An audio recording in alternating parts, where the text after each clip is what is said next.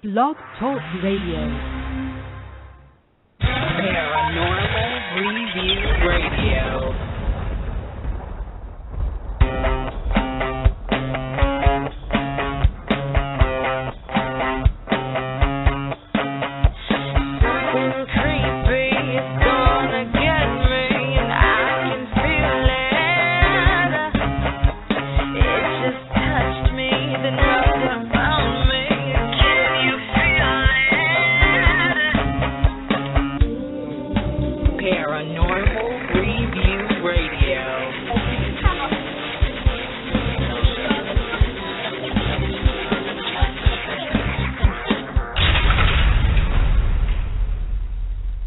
Hey everyone, it's Paranormal Review Radio with your host, Anthony Agati.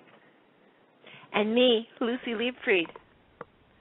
Sorry for the short intro, but we have a great show and we want to make sure we fit everything in tonight. It's going to be a full 2-hour show, so sit back and relax. That's right. We have what I think is the best interview we've done so far on the show. Not only are we fans of these guests, but we've been lucky enough to actually investigate with them on several occasions. It's an experience that will stay with me for the rest of my life, and I'm sure you feel the same way, Anthony. Yeah, certainly will. You know, we haven't even told our listeners who we've interviewed. Oh, duh. Sorry. Tonight's show is all about EVPs, electronic voice phenomenon, and what better way to discuss EVPs than with the best in the field. And I'm talking about Mark and Debby Constantino. For those of you who've been living under a rock, Mark and Debby have been in the business of paranormal investigating almost all their lives. It wasn't until the Ghost Adventures original documentary aired when we first learned about this husband and wife team. Since then, they've been on several Ghost Adventures episodes and has also appeared on Dead Famous and on Paranormal State. They are currently hosting their own conferences around the country, and their newest one is called ConCon 4, which you'll hear more about later in the interview. Their website is spirits-speak.com, and it's full of pictures, audio evidence clips, and tons of information. I am so glad that we were able to interview these guys and had a blast talking with them. Luci, before we play the interview, I want to share some clips with our listeners. Now, I'm going to fully admit that Luci and I are no experts in the field of investigating, but we've been lucky enough to actually have had some really crazy experiences and been able to capture some great EVPs. Since tonight's show is about EVPs, you know, we should be able to share some of ours with you guys. How does that sound? Yes? No? Well, we don't care. We're going to play them anyway. No, we do care, but we have some time before we play the interview, so let's reveal our EVPs. Sounds good. So, Anthony, I think the first one you're going to play is from the time that we investigated Mansfield Rectory. Now, what's great about sharing this with you now is that we sort of talk about this EVP with Mark and Debby, and it is the basis for one of our questions to them. Long story short, we investigated Mansfield Rectory and Church in Ohio just this past summer. And what we thought was going to be a quiet evening turned out to be one of the most active places we've ever visited. Besides the sound of someone running up the rectory stairs inside the house, 2 very loud disembodied voices of a man yelling, we were able to capture a first for Anthony and I. We actually captured an EVP in a different language. Yeah, I don't speak German, and this definitely was not Luci recorded on my recorder, but the voice was of a female speaking in German dialect. A little bit of info. The church was built by German Catholics about 200 years ago. Anyway, Luci and I were investigating the abandoned church. And when I say abandoned, it was completely destroyed. And actually, we're not even supposed to be in there, but that's another story. Anyway, so we were in the church, quiet as a mouse inside. Luci was playing some audio of a German prayer to sort of conjure up some activity. After she stops playing the German prayer, we stood there asking questions and then stood in silence. It was then when we captured this EVP. The EVP is of a woman saying, "Rose is blank hurt." We can't make out the third word, but it is one of the cleanest Class A EVPs that we caught. Let me play it a few times here, okay? So listen the first time, and then I'm going to play it a couple more times.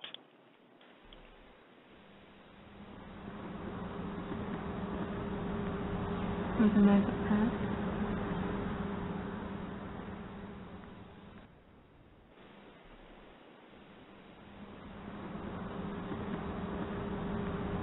With a knife at path.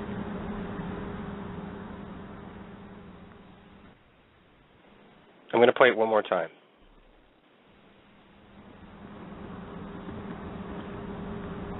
With a knife at path.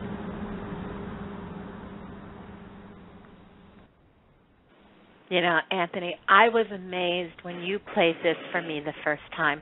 There is no way any of us said this, nor any sound from outside influence. I get so excited when we get things like this. Okay, so now the second EVP we have was taken from good old Bobby Mackey's Music World. That's like Luci and I's second home. If you've ever listened to our show before, you'll know that Bobby Mackey's has become Luci and mine's second home, and Wanda Kay has almost actually adopted us by now. Luci has actually become famous in recent months. Luci, why don't you tell everybody why you have become, quote-unquote, famous at Bobby Mackey's? Okay. The last time we were there, Wanda Kay had shared some information with us the first time that Bobby Mackey's is on Cherokee burial ground. So being of Cherokee ancestry, I figured what better way to connect with the spirits as to actually make an offering. And tobacco to the Cherokee people is very, very sacred. So when we went in there, I took some cigarettes, and Wanda allowed me to go around the building, and I left the cigarettes as offerings. So in the past month, according to Wanda Kay, everybody that's gone, a lot of people that have gone in there have actually brought tobacco as a result of what I did. And according to Wanda, the atmosphere did change after I left the cigarettes. I know we noticed that evening it was very different. It was almost peaceful. Don't you think, Anthony? Yeah, it was very calm and peaceful the night that we were there, which was good but bad in a way because we weren't able to capture a whole lot. But she did say, though, I remember, Luci, if you remember, we had heard her on an interview not too long ago saying that a lot more of the Native American Indian spirits are actually coming out more. So it may have sort of decreased the amount of other activity, but it's also sort of conjured up a lot more and sort of more on the Native American side. Okay, so I'm going to play you an EVP that we caught down in the basement of Bobby Mackey's. This place is almost like an apartment building for spirits. Each floor has a different feeling or quote-unquote tenant, and the basement has the bad and rotten tenants that live there. Anyway, we were just getting ready to start the investigation in the basement. You know, getting the camera set up and turning on the digital recorder. So right after I turned mine on, I caught a nasty spirit threatening us. The EVP says, "Hey, go upstairs and I'll knock the shit out of you." It may be hard to hear at first, so I'm going to play it a couple of times. There's also some sort of recording device, which I think, Luci, was your digital camera, that made a beeping sound in the middle of the EVP. So try and listen. Try and sort of take that beeping sound away and try and listen to this EVP that we caught. And just to reiterate again, it's saying, "Hey, go upstairs and I'll knock the shit out of you."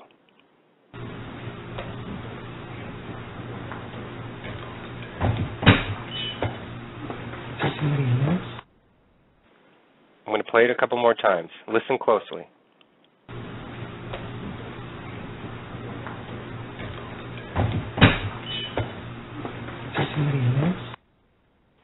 One more time.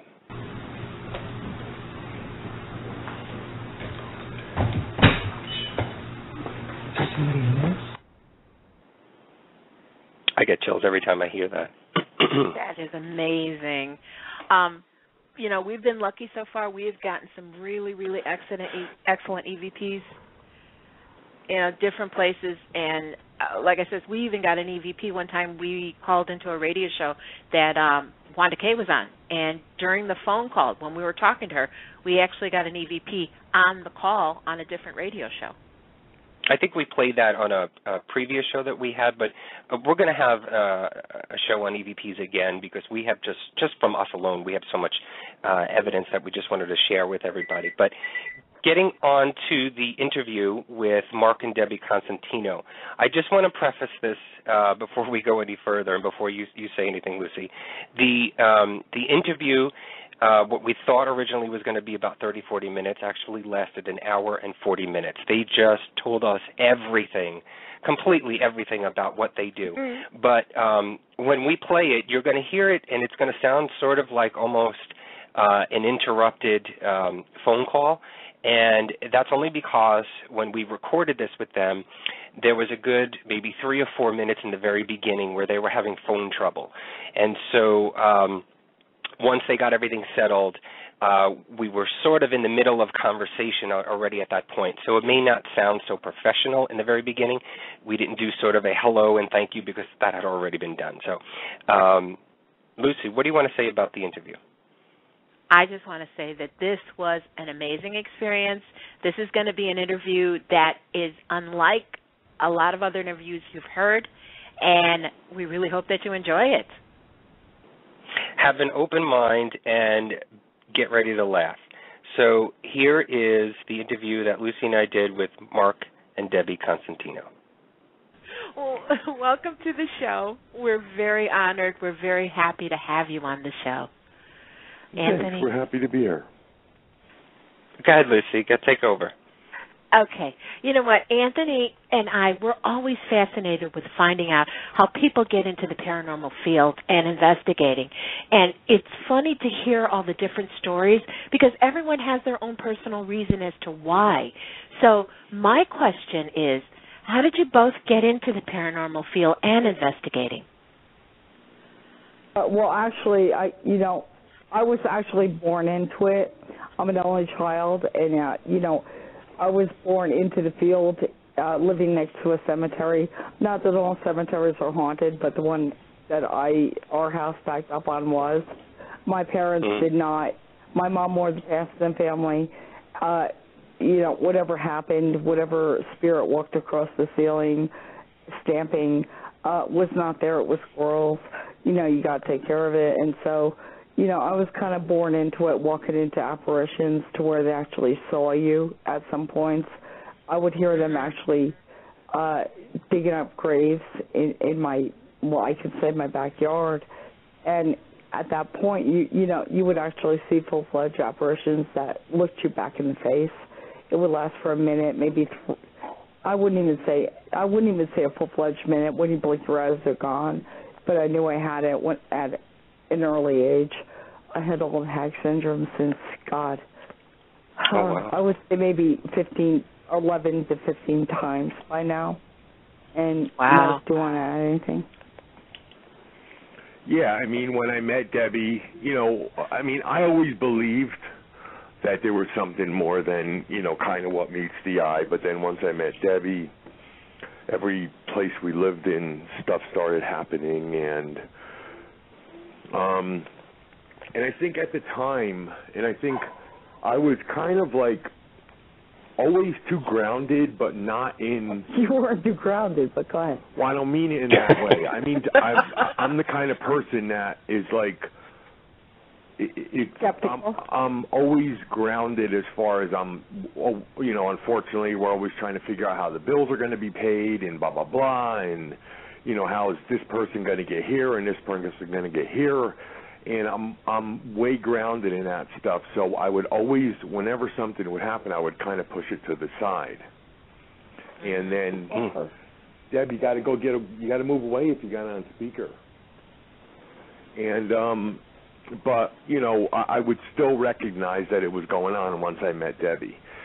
And then we moved out to Reno about 17 years ago.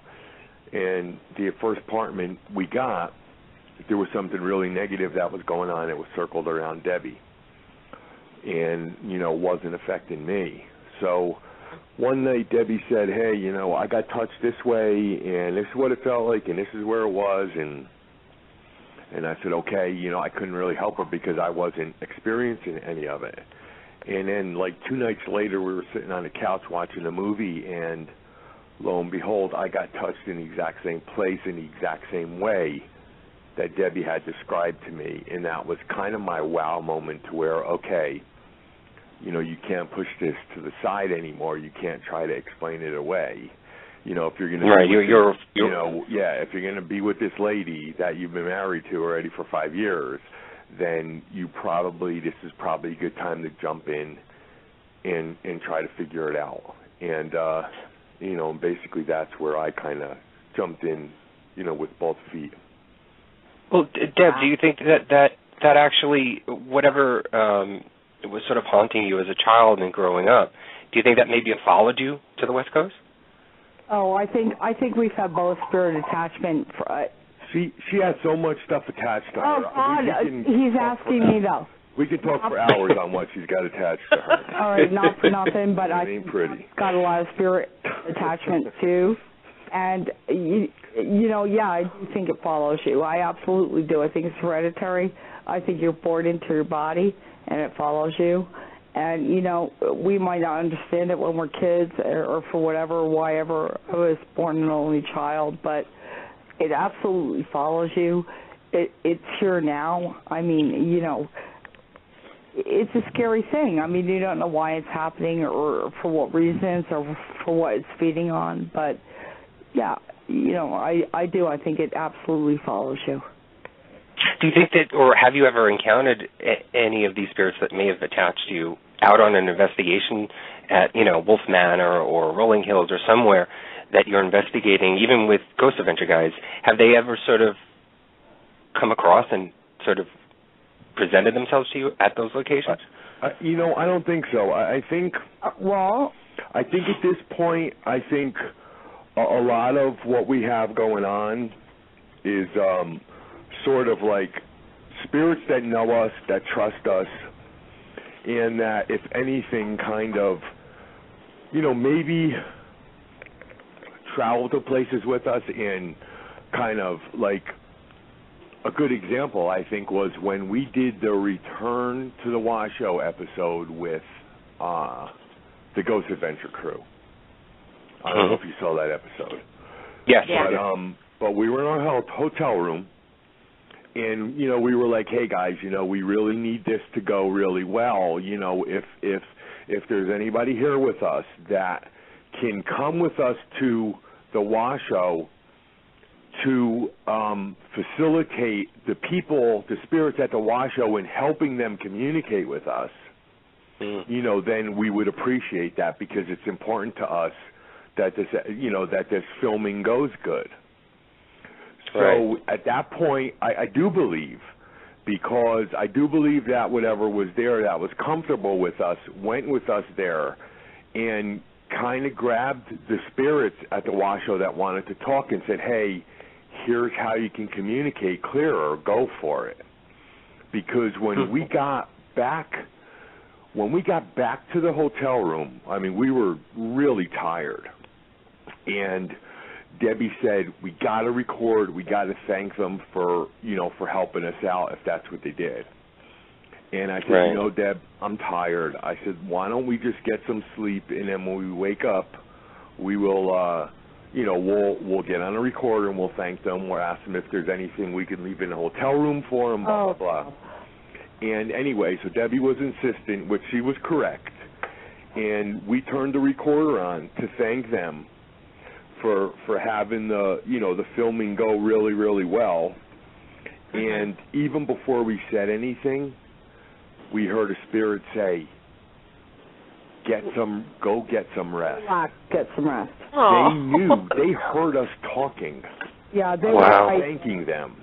They were right there. As a matter of fact, we're like, can we leave you or anything? We heard them say something to the fact of cigarettes. They were $7 a pack in Virginia City. We hid a pack behind, like, the dresser there. You know, opened it, packed it, you know, turned one over, left it for them. So, and that's not the first time we've done that, but as far as spirits that are kind of with us, I don't think that they pop in at different locations. I think they're stuck to us. Well, I understand that, but you still need to back away if you're on speaker, Deb. It's going to start buzzing. So anyway, that's a long answer to a short question. No, that's an awesome answer. That's absolutely awesome. So, what does your family think about what you're doing? Well, I would say our kids are 19 and going on 21, and they're really, I want to say kind of embarrassed by it. A lot of their friends come over the house and say, wow, that's so cool what you do. Or, I go to the mall. A lot of their friends work at the kiosk there. They're like, hey, what's going on? And you're kind of like, embarrassed, by your kids. They're not, they're kind of proud of what you do. They're kind of proud you're on TV, but they're kind of embarrassed by what you're doing. And but the kids are embarrassed about no matter what you do. Right. Do you think? I'm hoping that's the clause. Yeah, I remember our youngest daughter probably 5-6 years ago. Maybe not that long. Maybe 4 years ago. Say to me, I would rather have parents that are well known for maybe inventing something, instead of speaking to dead people. And I said, well, it is what it is, but I think they're kind of into it, but they don't want to show that they're kind of into it, because what happens is that Debbie gets excited when she speaks about the paranormal, and she has a tendency to where when our kids walk into the house with their friends, she'll start talking about it. Friends are excited about it. They're like, yeah, man, we see it on Ghost Adventures. Listen to what we got. No, I understand that, but I think that in a way embarrasses the kids, and I think that's why it comes across that they're embarrassed by what we do. But I don't really think they are, because there's times that I'll talk to my kids and I'll say, hey guys, we just came back from the Stanley. Check this out. I want to tell you what happened. And they'll sit there and listen excitedly, because they know that I'm kind of not going to drum it in. All right, Deb, I'm just talking. Yeah, but bottom line, Debbie gets really excited when she talks about the paranormal, and the kids I think that kind of turns the kids off, especially when they're with their friends, just because she has such an exuberance for the paranormal that they think that once she starts talking that, she's going to talk. But I do think they're proud of what we do. So, Lucy, doesn't your son do that, Lucy? Yes, he does. My son thinks so it's normal. Yeah, Mark's a control freak too. He's an Aquarius, so that's there. Yeah, that's me. Yeah, in a nutshell. Well, you know what? I read somewhere that you, Debbie, you took a course in mediumship. Now, do you consider yourself as a medium, and have you used these abilities while you're communicating with spirits? Well, I've gone to every course possible. How this all started out was, we were married, we bought this house, and I would write on sticky backs, the profound stuff that happened that I could not explain. It came to the point to where I had enough sticky backs in the drawer to where I couldn't open or shut the drawer. I said, we have to do something with this. So, and I will give credit. Mark would bring the kids when they were little. They had those roller skate sneakers. They would roller skate outside where I was, doing my classes for hours at a time. And, I don't know. I have trouble with the word seance and sitting, medium and sensitive. I have problems with all that. But, to be honest with you, I know what I've seen. I completely would go on any lie detector test possible to say I know what I've seen. These things are not, I've seen ghosts, I don't even know what I've seen. We put it in our presentations just to get an okay to where, hey, I've seen it too. Okay, what is it? Are they watchers? What the hell are they? And, I don't know, but, I guess the only thing you can attest to it is I've witnessed it. It's gone down. Things have been moved, aborted, doppeled. We've had so many experiences that don't even appear on TV. The concept doesn't even appear on TV. So it's And, like, we don't even know what we're wrapping our minds around. But, right. yeah, and I don't know what Debbie feels comfortable being called, but she does have something. I can tell you that. I have something. Lord knows I have something. But, you know... Well, I'm just... Because the original question was... All right. Well, you know... Line, yeah, I see. Do I see? Absolutely. Can I see on command? No. No, I cannot. Have I channeled? Absolutely. Have I seen them plug into, you know, walk behind me and absolutely plug into my memory banks? Yes, I have. Can I do it on command? No, I can't. Okay. Well, I personally think, you know, as a paranormal investigator and all paranormal investigators, it's not just the equipment that you're bringing in. You know, it's the feeling that you bring to the place and the location. It's that the senses that you're using in your mind and your body. Also, I think that plays, you know, at least 75% of investigating in a place, and you know that's whether you label that a medium or mediumship or anything like that. I don't personally, and I know Luci doesn't personally believe in that, but it's that feeling that you have to put into the investigation, and if people call it medium or whatever, then fine. But I think everybody, and I think you guys bring that as well into all your investigations. Right, and I do believe medium is like a medium, you know, it's kind of a go-between, and I absolutely do believe that. But, you know, what I want to say, too, is that they are doing all the work. You know, what I really truly believe is that they trust us. They know you, they see you, they come home with you whether you want them to or not. I don't care how hard you pray, they're going to come home with you. And you know what? They see your true colors. They see your intention. And I think that is the most important thing. They see where you're coming from. They see where you're going with it. They see, oh, do you want a show? Do you want this? Do you want that? You know, they see that you truly want it for their behalf, and I think that's the most important reason why they talk to you. Right. Yeah. Awesome. Yeah, it's just on that point, I mean, when we investigate, basically the only thing I really use is a spirit box and my recorder. I mean, that's the most of my equipment. So, yeah, you know, I take a lot of cues from what you guys do. And you know what? Somehow you both have this ability to capture these unbelievable EVPs almost everywhere you go. So could you talk about some of the techniques that you do, or maybe some of the equipment that you use that helps you catch such great evidence? Well, you know, for me, it's just basically not the clearest stuff. It's, you know, stuff that's used on eBay that we use, Panasonic, Sony, Olympus, you know, equipment that's kind of Can you guys hear me? Yeah. Okay, good. Okay. It's kind of stuff that's been taken off the market because it's a little bit noisy. Now, the fact that it's noisy is wonderful for EVP because the noise in the recorder is what they're using to present their message. It's kind of like a clay they used to mold into a sculpture.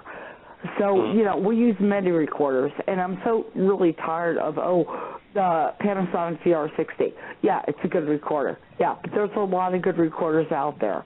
And it kind of makes me nauseous to see it going for like $2,000 because we were on Ghost Adventures, you know, using that recorder. There's a lot of recorders that work. We're writing a book now. You know, all the equipment that we know works is going to be in there. We're doing con events now that, you know, wherever we are, you know, if we get kids, we know there's certain recorders that, you know, kids seem to respond to. So we're bringing that equipment out there. So please, whatever you do, whoever's listening, do not pay $2,000 for a freaking recorder. It's nuts. And, you know, we're all there. You know, they're going to talk. They want to talk. They don't have to talk. I don't care what kind of equipment you have. They do not have to talk to you. They have to want to talk to you. And I think that's the first bridge you have to break through. Mark, do you want to add anything? Yeah, no, I think you kind of hit on, you know, I think it is a trust kind of thing. And absolutely is. And I think basically the way we do what we do is simple. I mean, we're not going into a location with the intention of recording and then listening back 2 weeks later at home. You know, we're specifically going into an investigation for the direct communication. And that's why I think the way we do it kind of differs from the vast majority of people in the field, is that both of us will turn our recorders on at the same time. We will ask a couple questions, record for about 60 seconds, and then shut them down, and then turn around and play it right back in front of everybody what we just recorded. Mm-hmm. Because we're looking for the direct response. Because EVP is the most direct response that we have in this paranormal field at this time. Unless you're going to listen to a psychic say, well, your dad's telling me to tell you that he's... I think even then, with the best psychics on the field, I think if you're a really good psychic, you want to be recorded because that proves you. Right, but what I'm saying is that, we're looking for the direct, immediate communication. Right. Right now, EVP is kind of where it's at. EVP and ITC with the shack hack and stuff like that. It's just incredible. Right, and as soon as you get a response, they're there in the room, or they're within distance to answer you. So if you're not going to answer them and say, okay, we didn't hear this, but we did hear this, this, and this, and 98% of the time, we record different stuff on each recorder. We're doing 1-minute blasts. So to play it back right then and there and say, we heard this, we heard this, we heard this, we did not hear this, what did you mean by this? They are in the room and they are communicating with you at that time. Right. You want to have that conversation with somebody. You don't want to treat it as though you just want to record it and that's it and go home and then listen to it like you were saying, Mark, 2 weeks later. You want to keep that conversation just as though that they were alive. Even that whole concept of speaking. Yeah. Right. Speaking to the dead should not be. Never die, you just go on. And there's nothing in this field more powerful than sitting down with a group of people and getting direct responses to your questions, especially if some of the people sitting in that group are newbies, which bring such good energy. Newbies, it's like that puberty energy. They pull it up there. And they're like, oh, my God, should I shut my flashlight? Oh, my God, I know this is real. I want to experience it. And that energy brings it to such a higher threshold. We felt like that Mansfield, and it's like, it's like ripe, raw energy that they feed off of. It's almost like food for them. Yeah. And I believe. And I know, we kind of, quote, unquote, specialize in EVP.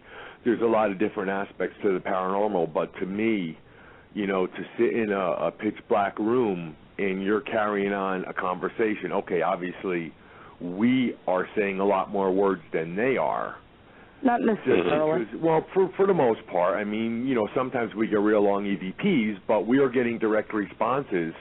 And, to me, there is nothing more exciting than doing just what I just said, sitting in a dark room with a couple people, and you're getting direct responses to your questions. It doesn't get any better than that if you're interested in the paranormal, because there's no doubt that what you're hearing is actually happening, because we're playing it right back in front of you, what we recorded in front of you 30 seconds prior.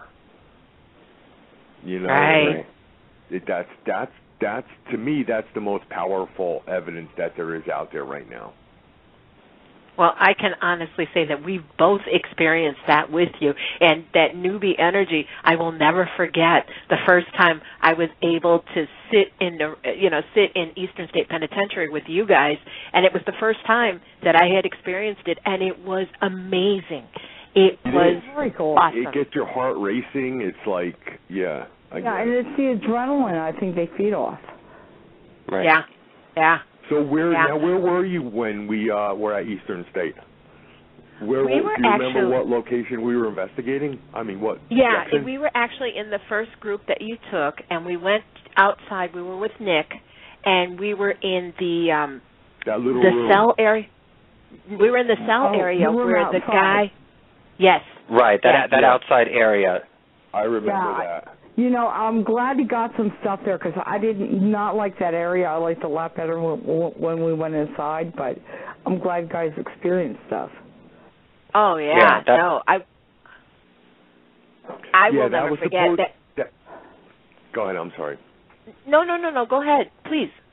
No, I was going to say something, but then I got too close to Debbie and I didn't hear you talking. No, go ahead and finish and then I'll say what I need to say. Well, basically what had happened, and I was talking with Anthony about this, the main thing I remember is that you guys were running the recorders and there was one guy in the area that was sitting on the ground. And when you played it back, it said, "Get up." And that guy heard it and just got up. A lot of times I think we do sit on them and we don't realize it, and that's the case. So for years in our house we actually said, "I'm going to sit down, you need to get up." That is awesome. Well, Anthony and I, we were investigating at Sedansville Rectory in Cincinnati, Ohio. Now, while we were there, we investigated the old abandoned church. Are you guys familiar with the location? No. Okay. Well, in short, the church and the rectory was built by German Catholics, and at one time the rectory was used as a school for young children. Now, some of the reports say that the children were treated badly, and some were even killed on the premises. They're very sad stories, but what I wanted to say was that Anthony caught an EVP of a woman talking in German, and what she said was that the one girl named Rose was hurt. It was very clear, very loud, and it was definitely in German. Have you ever captured EVPs in another language? That's interesting that you mentioned that and that you mentioned German, because we did a conference and we had a group down in the cargo hold. In the cargo hold at the Queen Mary on a ship, the Queen Mary. Mm-hmm. And the cargo hold was back in the day when the Queen Mary was used, for the military, because it was for a while. Oddly enough, they changed the name to the Grey Ghost when they used it for they used it mostly for transporting soldiers. And in the cargo hold is where they would keep the prisoners of war. Also indigent people. Right. And what happened was we had a group down there, and through the, I think it was the K2. Yeah, it was. We were speaking with somebody. We made a communication with a German prisoner of war, and he was telling us that he did not want our questions asked in English. And luckily, in that group, we had somebody that spoke German. Yeah, go figure. What are the chances? Yeah. And so we had him ask the questions in German, and the fascinating part of it is we were getting the responses in English. Really? Wow. Yeah, which is really not. I mean, if you look, EVP is not anything new. It's been around for a long, long time. Sure. And a widely held theory, and I believe it, is that EVP will come through in a language that the questioner will understand. Right. I mean, we've been on our porch and we've had Italian responses to where the name is obviously Italian, but we get it, so we didn't delve any further. But yeah, I mean, and it's just that it's thought transference. That's my firm belief. What you're thinking, they will answer questions before they're asked. We've had that many times, a lot more than we've had in different languages. So, for them to answer the question before they're asked, you're putting it out there. They're at a higher vibration. They're grasping it, they're rounding it, and they're throwing it back to you before you can answer. Before you can ask. Right. It's almost like at times they have the ability to at all times tap into your subconscious to where they already know. Your subconscious is already working on the next question before your conscious knows it. Even as paranormal activity goes, when we don't record in the house, I'll be house cleaning and I'll be moving around and I'll be like, well, I should move that wastebasket so I can step on the windowsill to clean this upper window. And it's like they know. I'll turn around, that wastebasket is moved. There's kids. Yeah, oh my God. When my kids were little, you know, we'd give them the fluoride or the Flintstones vitamins, all that. You know, we'd have them in separate containers. And I would lay them on the counter by the coffee maker, try to separate them and say, okay, I'll get back to that when they wake up. Turn around, they're lined up in a row, standing. On the side. No, I'm telling you. And this would happen 3 days in a row. Then it would stop. It would happen 6 months later. I absolutely know. We had the guy come in to put our blinds in, you know, and we had these 26 wood blinds in our house when we first bought it. And the guy also sells insurance, so he was really annoying. And he's trying to sell me insurance. And I'm like, yeah, whatever, dude, just go about your business. Just put the blinds up. Where are my plans? And I'm like, what are you talking about? He's like, no, I had the plans of your house. Where are they?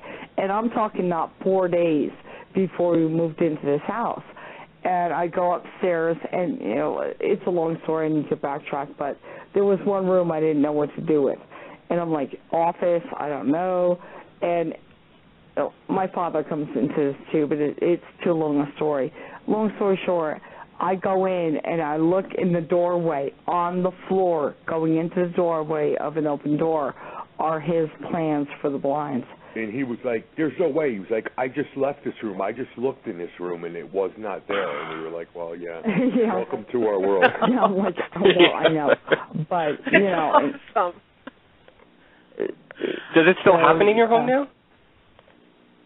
Yes. Does any of that activity still happen now? Absolutely. It happens every day. And, you know, we don't record here anymore. We had our house blessed about February, I guess a year ago, so it's been about 14 months. We have started back up with the SB7. You know, I am clearing out the recorders, so I do say, hey, how you guys doing? Probably I shouldn't, and I'm not advocating that anyone does, because it will. Right. It will open up a wormhole, and, you know, anything can crawl through that, and I don't advocate that anybody does that. Have we? Yeah, I miss it. I'm jonesing. I need to talk to them. Yeah, so we have. But I guess long story short, we haven't gotten really good stuff, you know, but we're not out there trying to get anything. We're just kind of changing the recorders to try to pack for the next trip. But we did get some interesting stuff, though, I think, about can you guys hear me? Yeah. Okay, good, because I have my voice coming back, but I don't hear you. But long story short, you know, we changed the recorders, we changed the sensitivity level so we don't have to on the spot. But at one point Mark said, you know, was anybody here with us? And they're like, yeah. What did they say, Mark? How's work on Fred? Oh, no, it was, I start work at 7 a.m., so it was like real early in the morning, and I was getting ready to go to work, and Debbie wanted me to pack up the recorders before I left for work. Yeah, and it's nice to have them all set on the same sensitivity level, so you don't have to do it there. So we just have a ritual to where, you know, I'll take the recorder, I'll check it, I'll hit the record button for a second or two, and I'll take a look to see how much battery power we have. And so it's not really the intention of recording. It's it's just making sure that they're good recorders. Right, they're working and whether they need new batteries and stuff like that before you pack them away. Right, just testing. So I was doing that this one morning before I was rushing to go out the door to go to work. And, you know, I'm in a habit of, you know, if I'm going to turn a recorder on, even if it's not to catch EVP, I'm going to listen back to it. Oh. So we listened back, and it shouldn't have been anything because I was only turning it on to make sure it was properly working. And we got an EVP, and it says, I'm Fred. So I'm like, oh, man. And then so we get back on. You there? We get back on, and you know, I say, hey, you know, hey Fred, you know, I want you to know that I heard you. You know, I'm kind of in a hurry. I need to get to work. You know, I have a day job. I work for AT&T. Blah blah blah blah blah blah. Right. We listen back, and he's like, I know. So then I'm like, all right, I got to record one more time.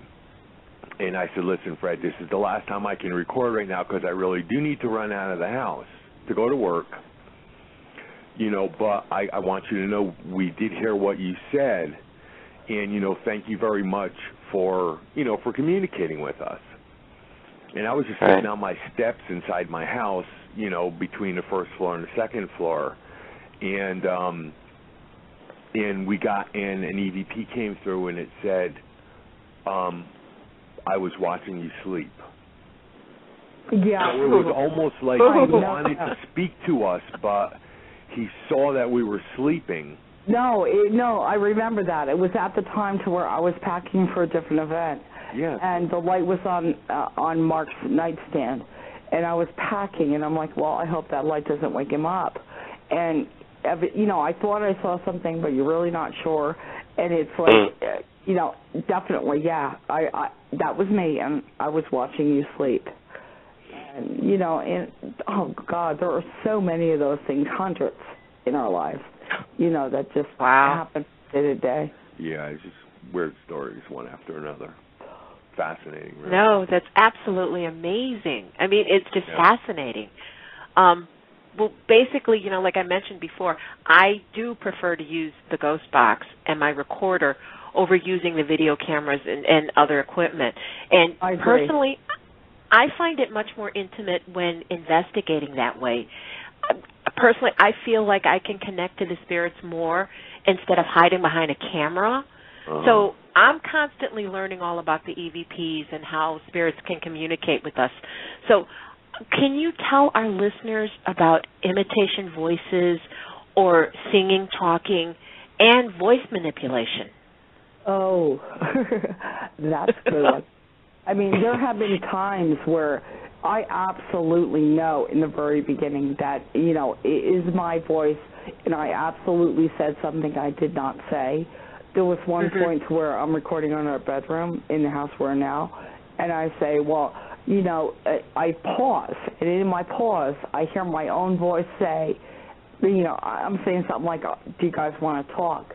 Then there's the pause. In the pause, I hear my own voice say, be it Irish or Jew. Who the hell uses the word be it? And not only that, I mean, the word Jew, I don't think I've ever heard Debbie say. Those are not words that I would use. They are not in my language. They are not words I would say, you know. Right. And, you know, and so, like, an idiot, I erased it. I'm like, well, it's my voice. I have to have said it. Maybe I watched a commercial and planted it in my head. It's much easier to think that you got embellished in some way than to think that they actually formulated your voice on a recorder to say something you did not say.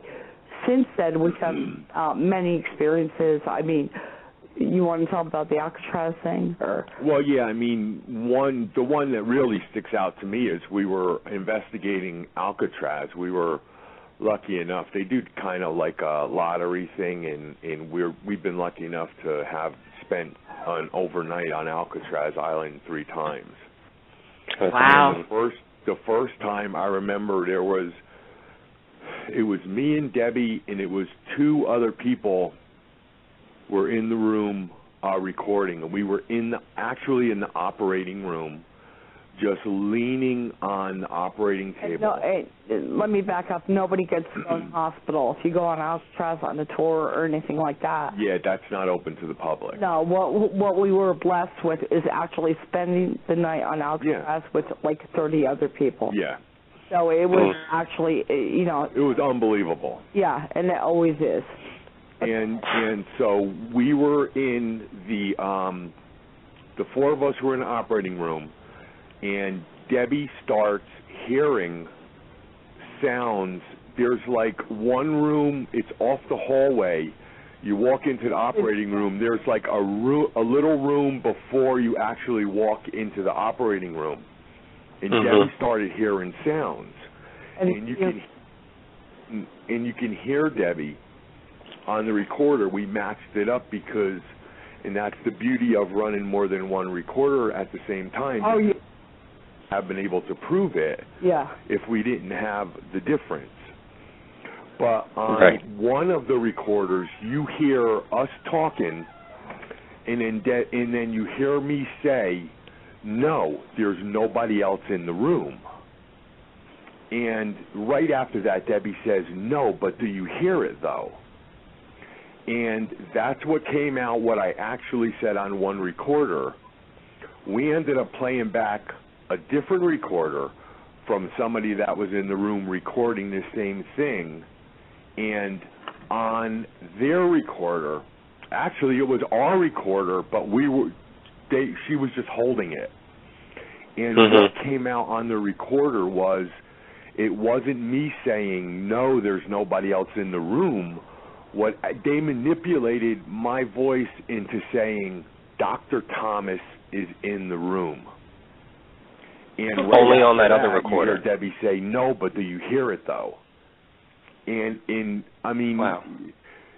We were in a friggin' operating room. And on one recorder, what I actually said came out, and on another recorder, they had manipulated it to Dr. Thomas is in the room. It was crazy. I'm listening. Wow. Yeah, you're too close. You're too close. Yeah, what? Here. You want a light? I want a cigarette.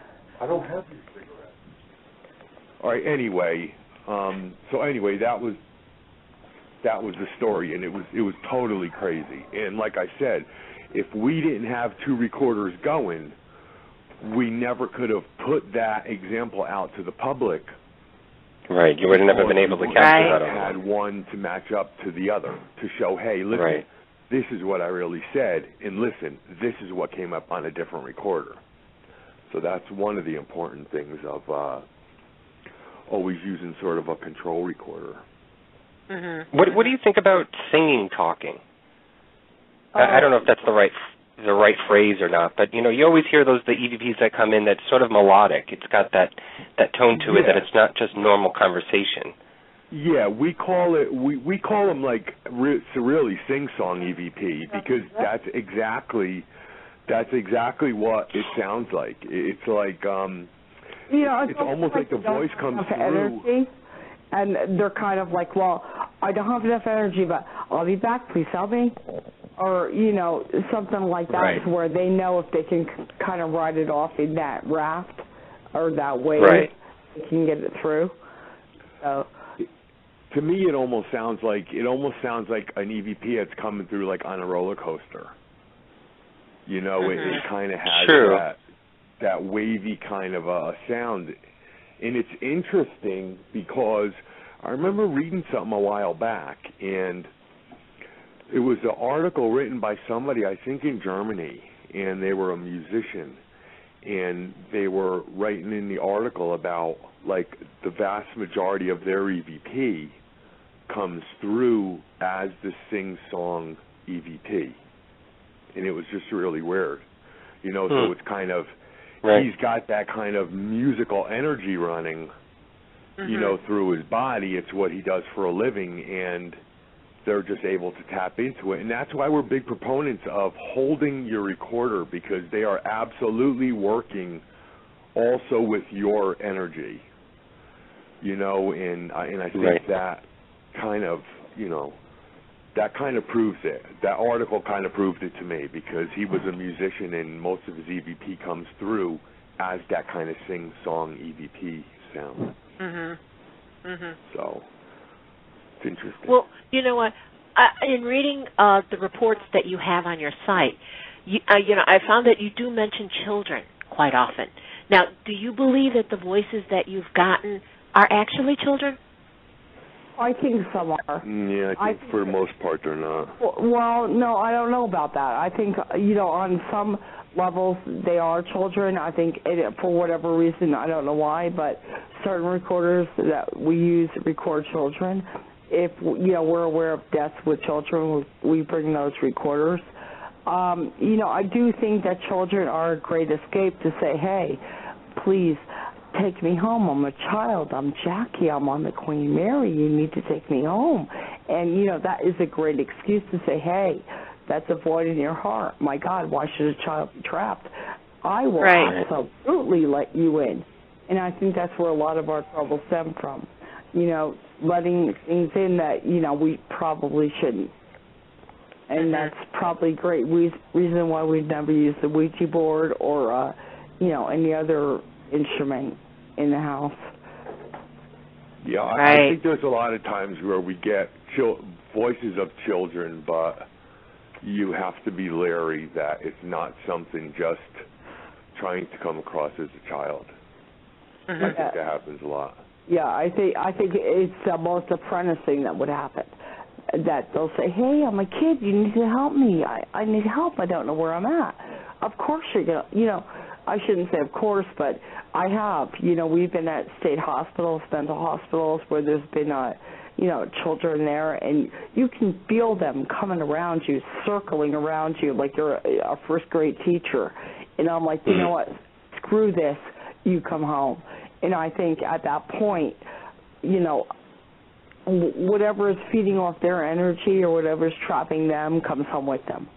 Bad idea. Bad idea to go to a location, and even if you feel like it's children and you feel sad that they're there, what Debbie did that night, I was like, Deb, you should never have done that. Oh, but she did. Worse than that. Get me going. Don't get me going. I will tell you. She was just like, kids, if you want, you can come home with me. And I'm telling you, it's not a really good idea to put your back in an empty space because your memory banks are in your back. It's not a really good idea if you have a demonic voice. And, you say, what's your name? And it comes out with this really screwy voice that, everybody looks at one another and says, hey, that sounds demonic. Don't talk to it. And to repeat it 3 times, Mark. So I'm just saying. But it didn't. The only reason why I did that was I had an innocent. No. Let me follow up. Go. It said, "I am going to make you sick." We were at an event in Washoe Club. In the Washoe Club with Andrew Calder. Andrew Calder happened to be there. This is one of the first 50 events we spoke at to where, I had to speak alone. Mark's like, I'm getting sick. And I'm like, no surprise. They said, we're going to make you sick. Haven't edited that yet. But long story short, Mark's in the bathroom, dry heaving for an hour and a half. No one could use the men's room. I mean, this is real. This is not a joke. This is not like, hey, can I bring my kids to this event? Well, it depends on where the hell the event is, because if it's a prison or a mental institution, it's probably not a real good idea. I mean, this is real stuff that will follow you home. We've been living with it since 2005 at least. And, it's real. There are stuff out there. And, you're opening your door, you're coming back, you're dragging your luggage on the porch, you're washing your clothes, you're packing them back in the same bag for another event. And, we don't know how to rid it. We don't know how to clean ourselves.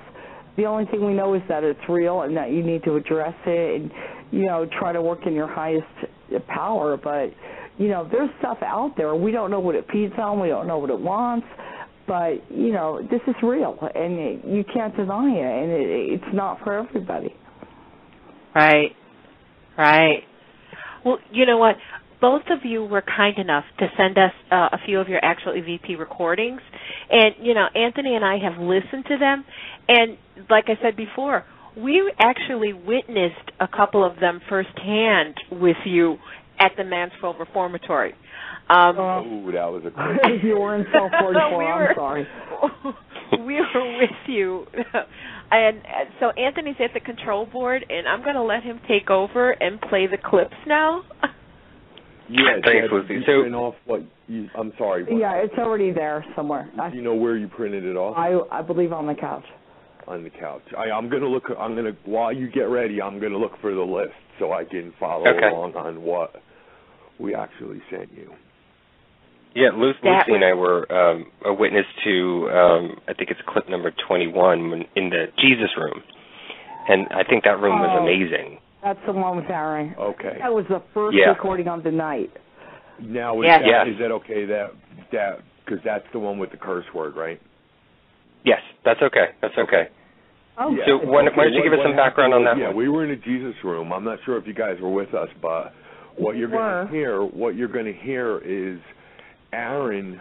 We were investigating with Aaron that night, and he asks something like, hey, do you guys like it when people come in here and investigate and try to communicate with you and hunt you for you guys? And, do you like that? And then you hear an EVP response, and it says, agreed. That was effing wicked. And if you play it 3 times, I mean, by the 3rd time, you can absolutely tell that. I think even at the first time that you hear this, you're going to hear it. So yeah. I'm going to play and it. I think what's important too, if I can just hedge in sure. here, we were a lot of people in that group were beginners, and I think that lends to the fact of the beginner energy. So right. Listen to and this was in the beginning of that night. It was very early in the investigation. It was like the first EVP we got. And I actually remembered, I think you guys may remember this, even Aaron was asking the question, do you like it when they call you ghost or they call you spirit, something to that effect. I remember that. And I think you even got something from that response. Yeah, I'm not sure. We got much. We got so much. Yeah, it's so sad. That's the hard thing about doing this for a living, because it actually becomes a living, and it's not like you can say, "Hey, yo, man, we were here yesterday. Let's download it." Life takes you, and it's kind of a sad thing. But we try to listen on the plane, put back what we hear, and pull out what we get. So. But there's so much more. I mean, anybody going to Mansfield, just going on an investigation, you will not waste your money. Yeah. I mean, the first time that we did Mansfield, I mean, that place jumped to in the top 5 of most active locations I ever been. And I mean, Nick Roth. Yeah, we could tell you. Oh, yeah, I remember that story.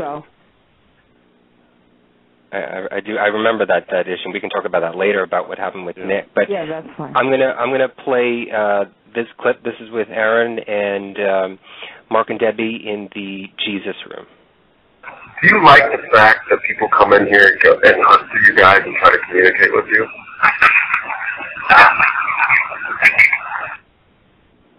Do you like the fact that people come in here and hunt for you guys and try to communicate with you? I'm going to play it one more time. Do you like the fact that people come in here and hunt for you guys and try to communicate with you? And you can hear, it's interesting because you can kind of hear the emphasis in what he's saying, like he's excited, Right. That's a pretty special EVP right there. It is special. It's not Class A, but, once you hear it, I think you're unjaded at that point, and, the whole thing is amazing, the whole field. Well, I do remember from that room and that session, the excitement, the buzzing in the air was just, it was unbelievable. It was almost like you could touch it. It was that great. Mm-hmm. Yeah. It almost has like a Boston dialect, an effing wicked. Yeah. Yeah. Well, it could be. You're not far from Boston. It was a prison, right? Yeah. Right. They come from all over. Mm-hmm. All right, I'm going to go to clip number 2. Okay. Well, I don't have the paper in front of me. What? This was EVP I Love Your Mustache. Okay. That's Cell 44. Yeah, that was Cell 44, which Cell 44. was crazy. It was at Mansfield. And the one night we investigated with Nick, and a lot of what was going on was kind of circled around Nick, and they were kind of messing with Nick and so on and so forth. And, what happened was there was about 6 or 8 of us in the cell, and Nick, and what happened was one of the girls towards the back of the cell started getting touched inappropriately. Right. And what you'll hear on this EVP is Debbie says something like, do you want to leave? Because she had just said, oh my God, I just got touched. And you'll hear Debbie say, do you want to leave? And you hear the girl say something like, yeah, and then you hear like clearly, like a layered EVP, really loud, in a spirit says, I love your mustache. And I think they were kind of referencing Nick, goofing on Nick, because there's sort of I guess people that spend time in prison, there's sort of a thing that goes along with guys in prison that have mustaches. Well, I don't know how you know that, but anyway. Long story short, though, it's the kind of thing to where they're, and at this point, and I want to tell you, we've worked with Nick Roth many times. He is probably the bravest person I know, and it was at this point that he said, I can't stay in that cell anymore.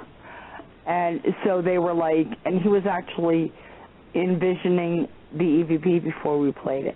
That was a different EVP. I don't know if we sent you that one. No, it wasn't, but it was about the same time. So, I mean, there was stuff going on. Every group we put in Cell 44 after that, we did not tell, what was going on with any other group. Right. We had German twins that go to a lot of our events that actually started talking gibberish in a different language. And we're like, well, do you realize you did this? And they're like, no, but when we were little, we would talk in our own language. And it was just like really heady stuff going on there that was like beyond what I ever experienced. Wow. All right, I'm going to play the clip now. So you're going to hear Debbie talking, and then you're going to hear the EVP say, I love your mustache. Yeah, you want to get out? Wait, let me play this again. You want to get out? You want to get out?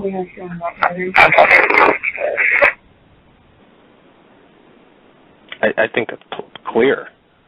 It is clear. Now, were you guys actually there when we got that also? I don't think that one, no. Okay. Yeah, it's loud and clear. I mean, it's right there. That's a powerful EVP. Yeah, once you hear it, you hear it. Not to jade anyone. Because EVP doesn't normally come in that loud. Right. Yeah. Right. Well, we've got a lot of good stuff there from Mansfield, though. Yeah. Mansfield deserves another trip. Just to interject something, like you were talking about, that a lot of things were going on with Nick. In the toilet room was actually, I had the opportunity with Nick we both had 2 recorders on, and Nick goes, well, do you want to ask anything? And I said, okay, do you pick on women in here? Do you want me here? And we played it back right away, and there was nothing on my recorder. But on Nick's recorder, you can definitely hear it, and it said, get out. I mean, it was just, the voice was nasty. It was horrible, but it was amazing. And I do agree with you. I think Nick is probably one of the most bravest people I've come across. Well, not only that, I think Nick is a natural-born channel. And I think, you choose your position, and the people that have hit shows deserve them. And I know for a fact they are all channels, and, it's the spirit coming through, and it's not like when the cameras go off, they stop. It's like this is their heartbeat, this is their life, this is who they are. And I think it's so important in any of this, it's their heartbeat, it's our heartbeat, at least mine. I can only speak for me, but when you really are in it for the right reasons, the stuff you get is absolutely amazing. Mm-hmm. It's your passion. It's your livelihood. It's what you do. And so, if you come into that with that notion or with that feeling, you're going to get the responses. You're going to get the attraction. Right, but I think you have to be in it for the right reasons, too. I think you have to be in it to know, hey, I know they're going to pray for me. Hey, they know I'm in purgatory. I know they will pray for me, or they'll leave food out for David, Dad, or whatever. But, I think the important thing to say is that they know if you're faking. They know if you're lying. They see you as colors. We know this from Waverly. They've said we see you in this shade. You can't take them out. You got to be in it with your heart, and I think once you are, you'll get results. Mhm. I agree 100% with that. Yeah. We're going to move on to the third clip, which is clip number 8. We need people. Yeah. Okay. See, that's another one in cell 44. And I say every time I talk about Mansfield in cell 44 that night, I always say, I don't know what was in that cell with us, but it was better. It was more experienced at taking our energy and using it for their purpose more so than any other location that I have ever been to. So whatever it was in that cell with us, I really have to tip my hat to, because whatever it was damn good. And to get an EVP, we need people. I mean, that is the theory. You know, they work off of energy. They don't have the physical body anymore. They work off of our energy. It was almost so they need people, and they were like, bring us people. We need people. We need people to, you know, if you want us to work with you, you work with us. And EVP, there was no question before. You'll just hear a spirit say, we need people. It's almost like, you know, you want to talk to us, feed us. Yeah. Right. Feed us the energy that we need. All right, so I'm going to play this clip. I don't think there's any dialogue before it. I think it's just right into the EVP itself. So it's a very quick one. So listen up. Yeah.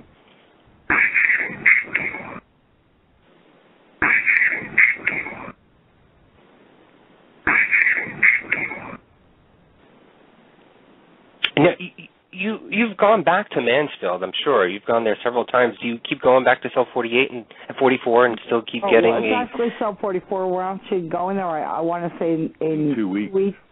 Yeah, we'll be going there the last month in March. March. What the hell month are we at? Yeah.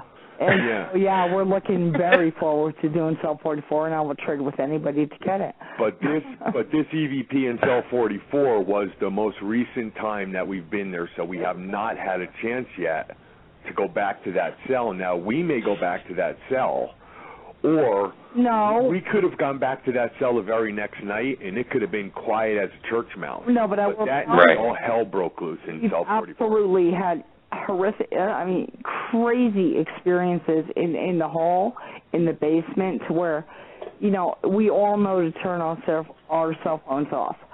Well, Aaron's cell phone goes on, and he looks at Mark, and he goes, Mark, you're calling me. And we're like, no, he's not. His cell phone's broken. We left it in the room. We had no reception. But his cell phone actually went off. Now, I want to say Aaron's been on the show for 5 years, and he knows enough to turn his cell phone off. So, I mean, that was just one of the things. But, you know, and we've been emailed from the guards there. You know, there was, I hate to say it, I don't remember the name of the man that was burned, but I had emailed the guard there, and I said, do me a favor. I actually sent her a scapula. I said, you know, just put this in his cell. Maybe it'll help heal him. And she since sent me many letters saying, you know, how haunted her home is now. So there is there's something with Mansfield. I don't know what it is. You know, it was all done with good intention, but there's absolutely stuff going on there. But you have to realize it's a prison. It being a prison, you know, these people are doing horrific crimes. But in my mind, and I don't know if Mark feels like this, you know, I absolutely believe in demons and the dark side. If you're doing horrific stuff, it's like that little, you know, like you watch Disney cartoons, there's the good angel and the bad angel, and the bad angel shouts stuff in your head. Well, I absolutely believe in that. And I think there's stuff out there saying, okay, you do this, this, and this, and whatever. So you're at a breaking moment, so you commit suicide, you do this, you kill somebody, you do whatever. You know, there's a person you have to pay, but there's also a whole other dimension behind that. So, you know, I guess that's my reasoning of saying probably kids below 18 shouldn't be going to prisons or, like, mental institutions. Yeah, no, that's great advice. It is.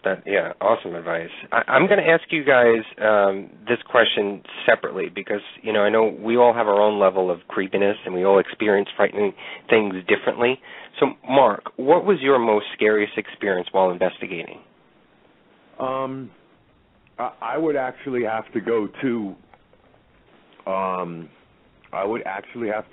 to Waverly.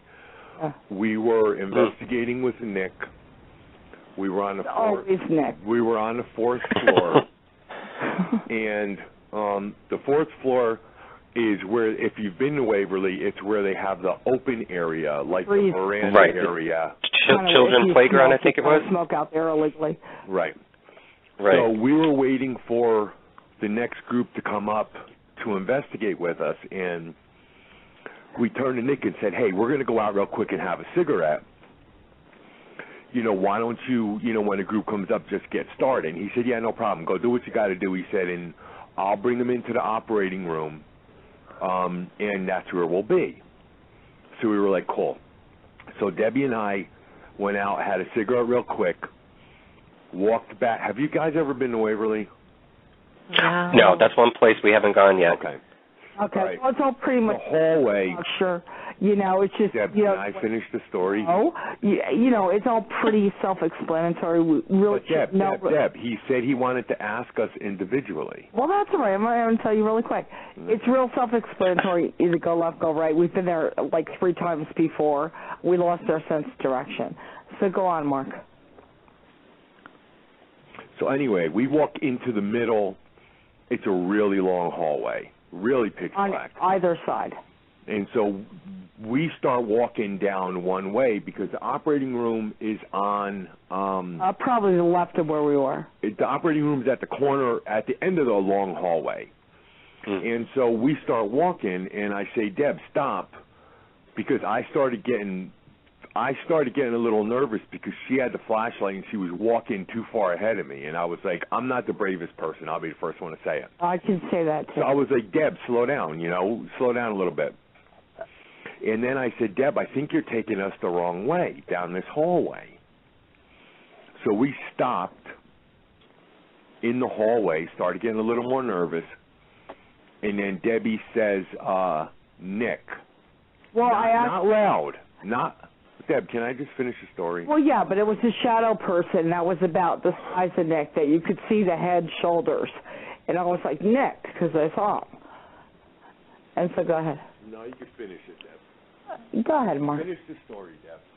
Really, finish the story. Either way, I see somebody at the end of the hall, and I'm like, Nick, and you can hear a response. It was verbal.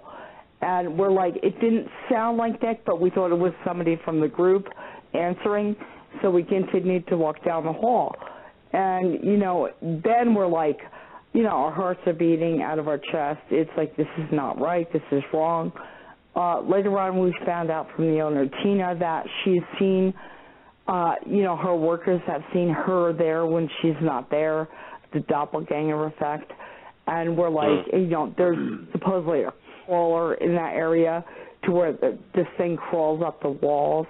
And, I've learned from Andrew Calder, what you do when you're alive, you don't do when you're dead. So if you couldn't crawl up the walls when you're alive, you probably couldn't when you're dead. So it's probably a gray area. So, long story short, we're going down the hall, and then we hear, do you remember what we heard from that one room, Mark? Yeah, I can real quick do it a little more accurately. Well, you can do that. What happened was we stopped, and Debbie says, Nick, not loud, but from about 2 doors down from where we were standing, which is probably about 15 feet away, I hear a response. Right. Now, I couldn't make out what the response was, but I immediately felt safer because I thought to myself, okay, it's not just Debbie and I in this black hallway. So it immediately put me at ease more. I said, at least I know somebody is here. So then Debbie says, Nick, again. And we hear a response again. Again, I couldn't make out the response, but it made me feel better because I was like, okay, hey, one of the people that paid to be here is in this room over here, and we'll figure out which way to go. Right. Debbie says Nick a 3rd time, and there's total silence.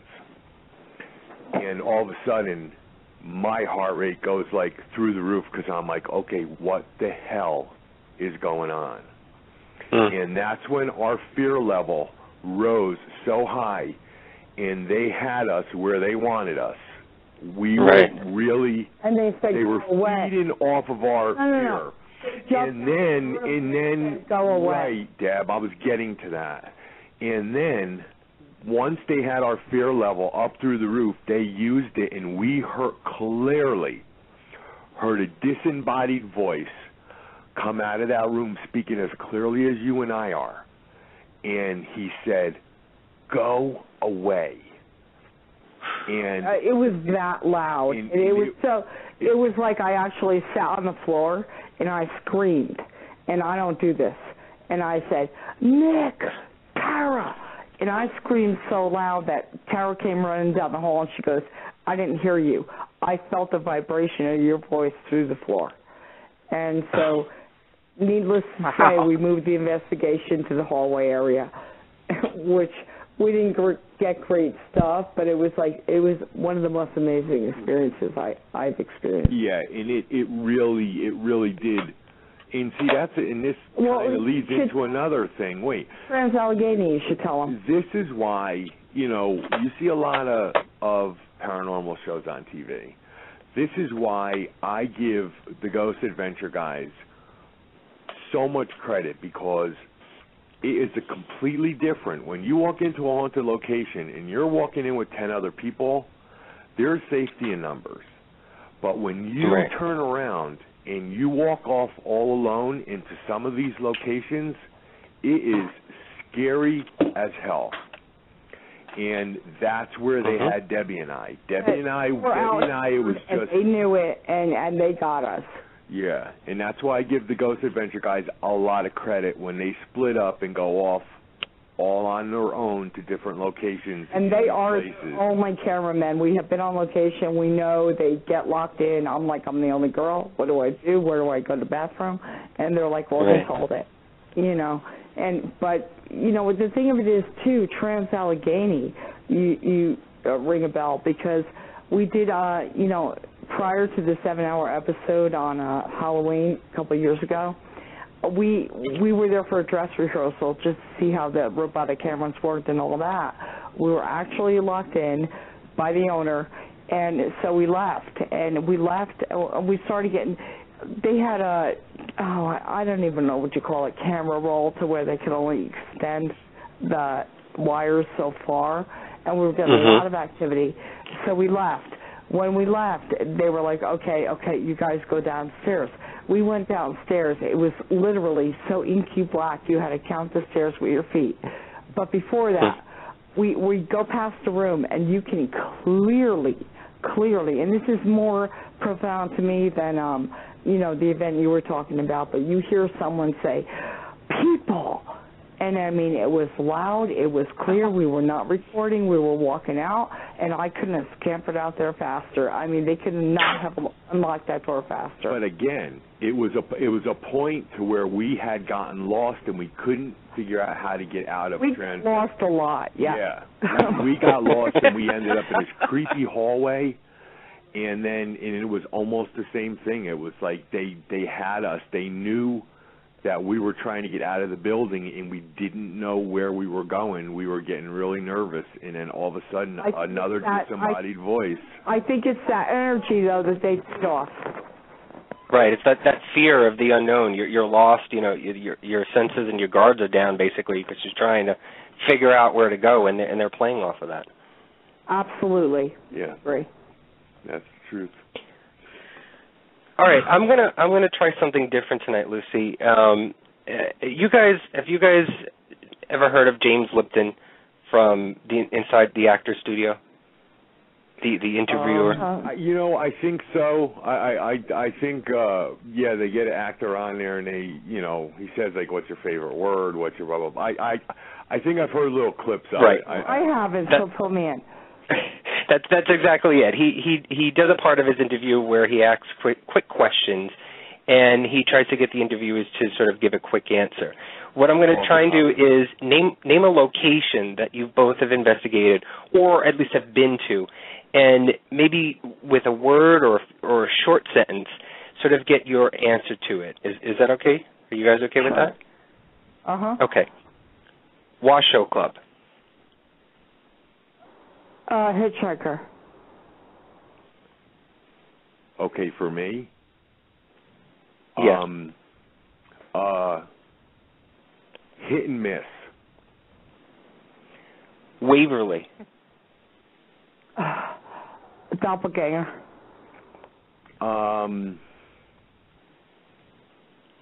Haunted. Gee, that's Stanley good. Hotel. Well, Sorry. you know. Sorry. No, that's fine. That's his quick answer. Awesome. Gee, it's haunted, Mark. I'm sorry. Go ahead. Stanley Hotel. Oh, God, 217. Huh. Dead.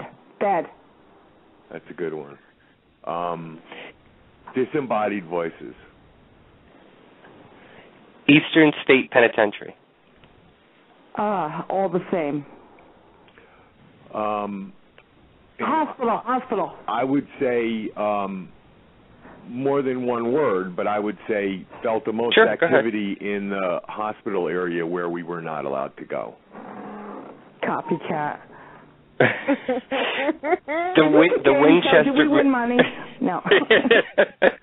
The Winchester Mansion. We Winchester? I'm sorry. Go ahead. Yeah, the Winchester Mansion. Okay.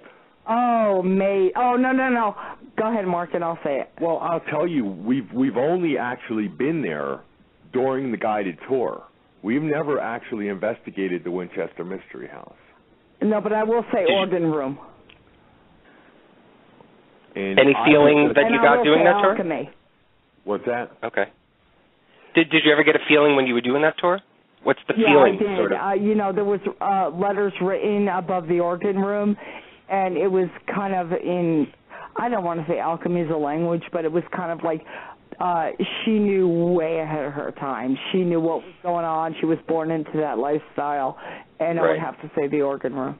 And what I would say is more advice than anything else, and that would be get in good with the overnight security guard.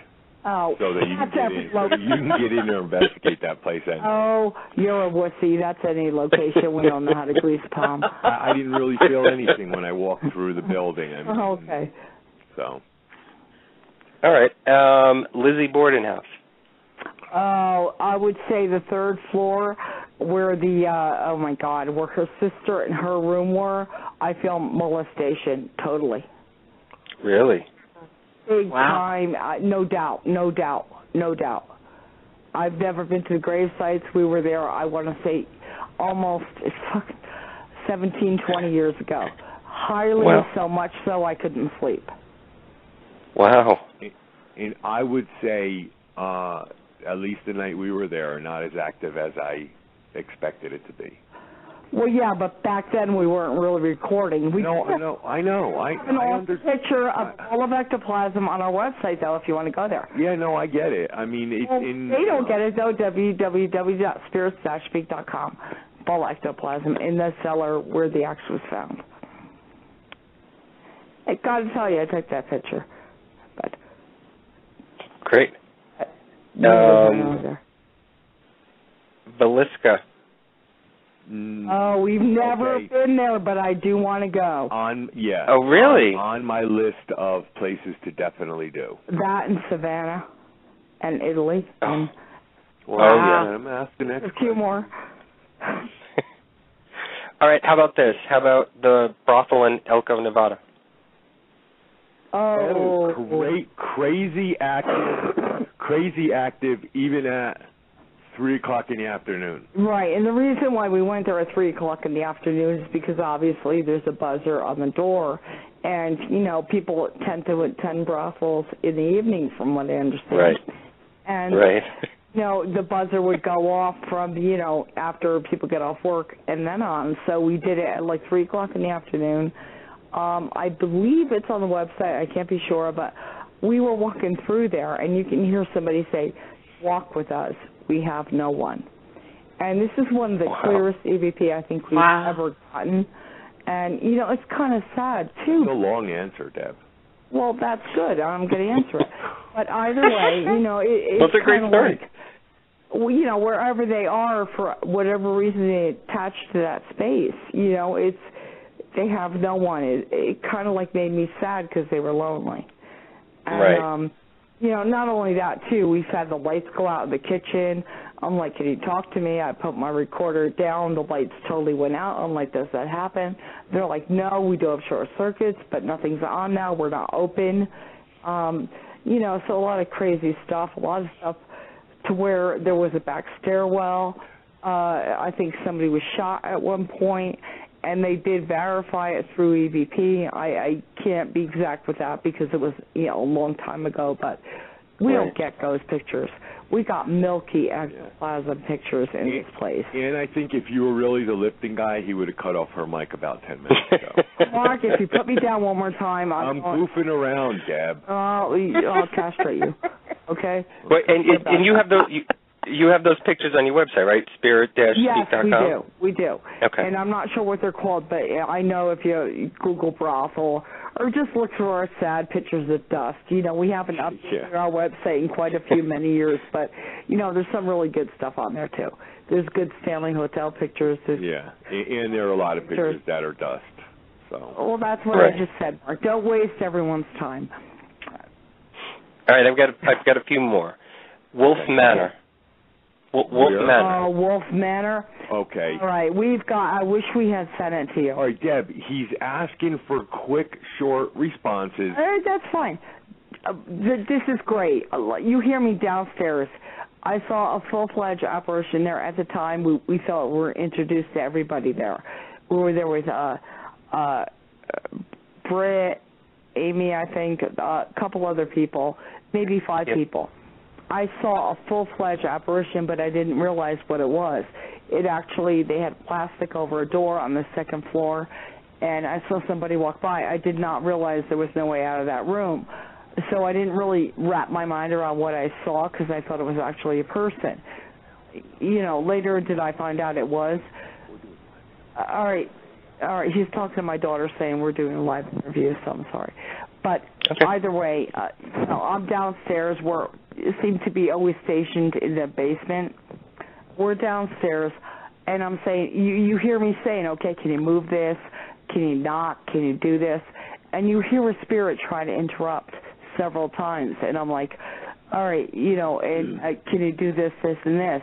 And at the end of the spirit trying to interrupt, you hear him say, I'm not doing that shit. And I mean, the Wolf Manor, though, is one of the most incredible places I think I've ever been at, not only for what I've seen and experienced, but for the amount of EVP you get per capita in a place. I mean, it was unbelievable. I think the only place that topped that would be Alcatraz. Did you guys, when you guys were there, did you ever get a young male spirit, maybe 18 years old? We've do you remember? So many voices there. Off the top of my head, I don't remember, but what I would say about the Wolf Manor is, in my opinion, in my experience, second most creepy, scary location that I've ever been to. Yeah, we've actually heard a music box go off, you know, to where you hear like an actual wind-up music box go off, and there is none. And we were there with 4 other people. No, we were all in the same room. I mean, we all know what we heard. And that's one of the craziest, creepiest. Real quick, I'm downstairs in the kitchen. We had a couple people from TAPS. We had Tommy Durant, great guy, demonologist. He's upstairs. I see this thing walk behind. It's a shadow.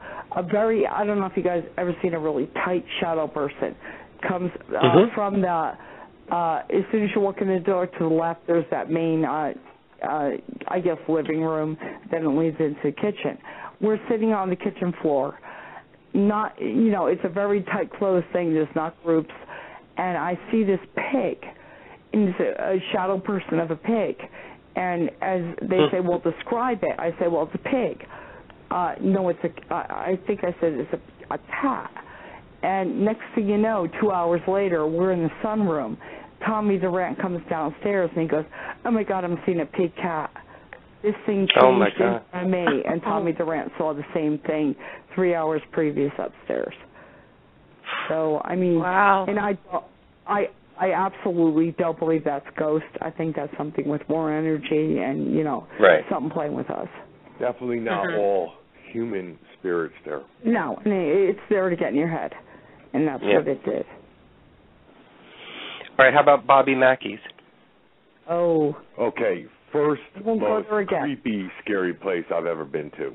Only in the basement. Up in the Yes. bar area, totally different vibe. But what's in the bar area knows about what's in the basement and tries like hell not to go down there.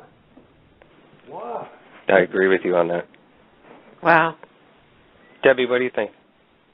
No, I absolutely think so. It's almost like being in an apartment complex to where, okay, I'm a writer, I live in this complex, okay, I'm, whatever. And you have different dimensions in the whole building. But, yeah, it's dark, it's evil. I believe the river that runs behind Bobby Mackey's is only one of 2 rivers that run that way in the whole country. So, do I believe it's a ley line? Absolutely I do. Am I a witch? No, I'm not, but I do believe that there's something to ley lines and the elements and how things work. All right, and the last one is Rolling Hills Asylum. Okay, for me, the absolute number one top place I have ever been to as far as amount of EVP captured in an investigation. Really? I agree, and I think that's even more than at Alcatraz. I think every time we turned on the recorder, we got an intelligent response that was clear. Why do you think that is? Why do you think that place is so different? I don't know. You know what? The more time you spend investigating, the more you realize that you can go to a location one night and get hardly anything. And you can go to that same location the next night. Many times, though. And you can go. We've been to Rolling Hills once, Deb. No, we've been there twice. Okay. Either way, do you have a lighter? And, people that have investigated for a while know a location can be really quiet one night and have all hell break loose the next night. And so I don't know that it is so much different, but I do know that the night we did the 2 nights we did the conference there, for whatever reason, the EVP that we were capturing was absolutely insane. Yeah, and it wasn't only that. I think it has a lot to do with the people that are on the floor with you, the people, the intensity, the sincerity, the intent of the people that you're working with, and it was smaller groups, and I think that helps a lot no matter where you are. And, I do remember one EVP from Rolling Hills, and it had to do with Raquel, which is our daughter's name. We call her Rocky. And it was like, do you remember, Mark, is Rocky okay or something? Where's Rocky? Where's Rocky? And I was like, I almost dropped my recorder. I'm like, what are you talking about? I'm like, across the country? What are you talking about my daughter for? And it's like they actually do get in your head. But I need to tell you that one of my favorite ghosts, though, is there. We actually have a doll that we think is his, Roy. And as a matter of fact, Sharon Coyle emailed me the other day, and she said it was Roy's birthday.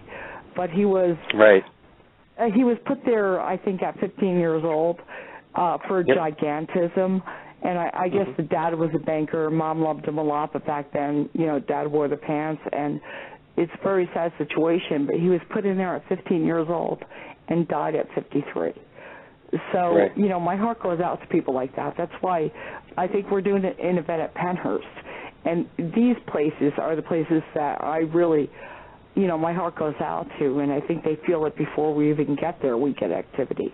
It's, what's going on there and how heartless were people at that time. Right. So. And did you just mention that there was a doll that belonged to him at Rolling Hills?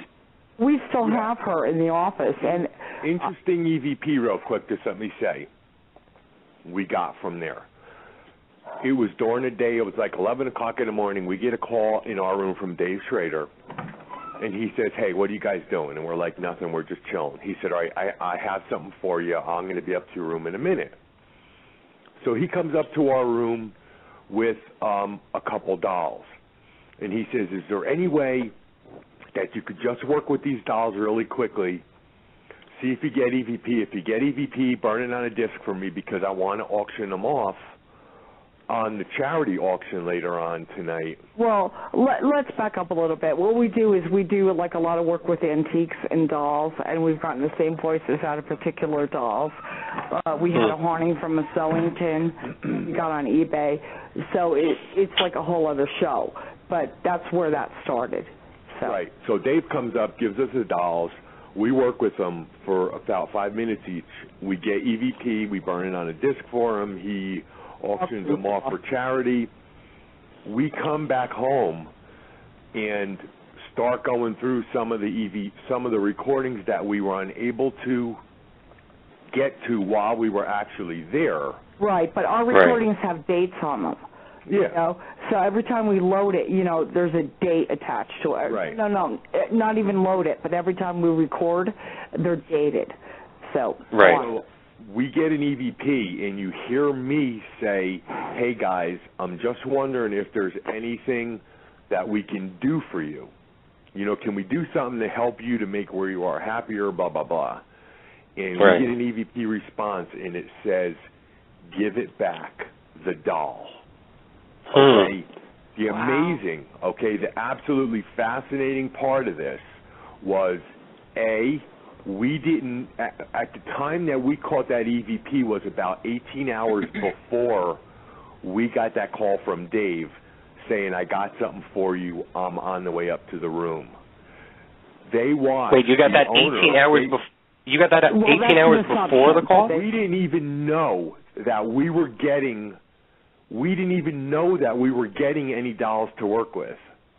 Oh, my God. They saw the owner of Rolling Hills take the doll, hand it to Dave the day before, and they knew that we were getting that doll before we knew we were getting the doll. Right.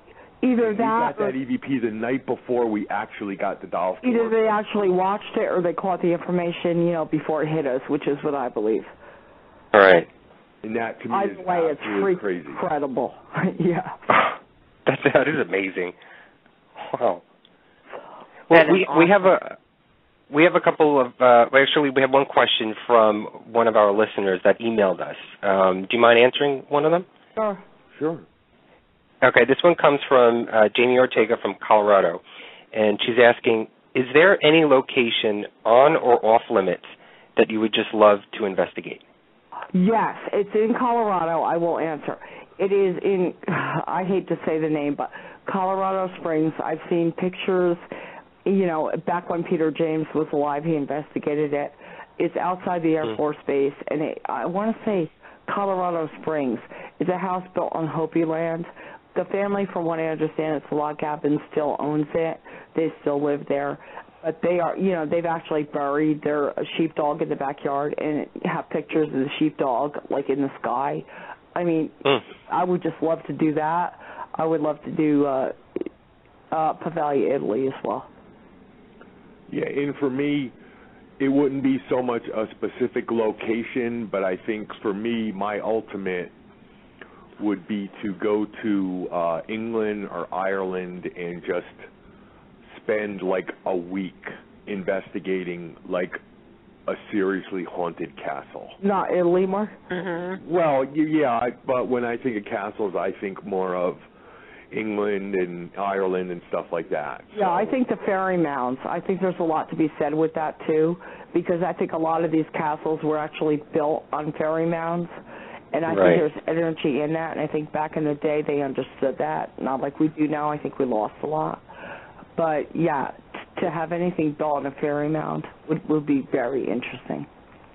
I think it's Dave Schrader that has a group going out to Transylvania, I believe, this year, right, Lucy?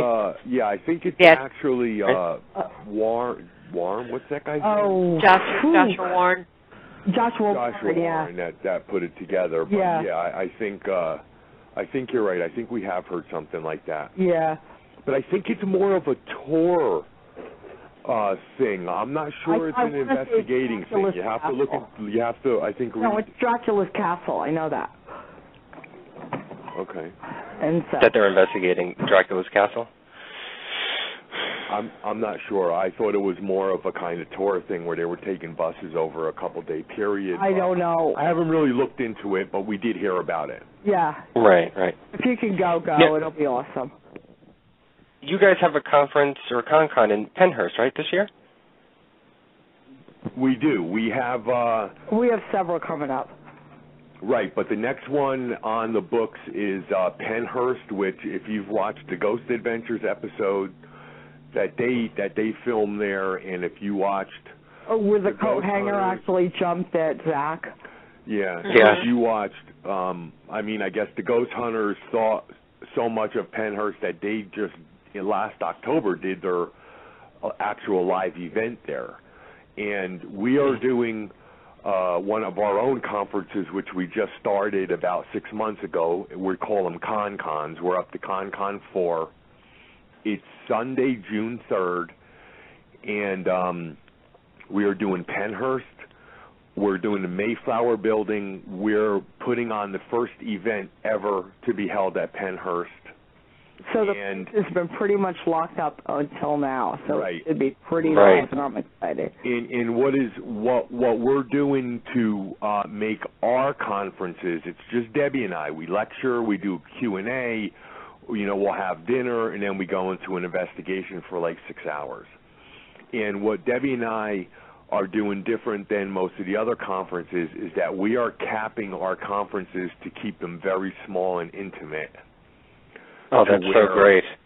To where people get 100% of our attention, and we're going into these places in a small group, which you're way more likely to get more evidence. Right. Now, the drawback to that is that, the price of the ticket might be $30 more than a normal ticket that has 250 people there. Right. We are capping our conferences out at 30 people. Yeah. If we extend a night, that's great. But, our intent is to, have people leave and say, wow, oh, my God, this works, or to change, for whatever reason, but to have people get their money's worth, rather extend it to a different day or 2 or 3 days or whatever, and, have people really experience something. Yeah. And I think it's when the dead outnumber you, and where they're following you, I think that's why we had so many experiences at Waverly in different locations. I mean, since we've done it, we know when they outnumber you, you're getting stuff.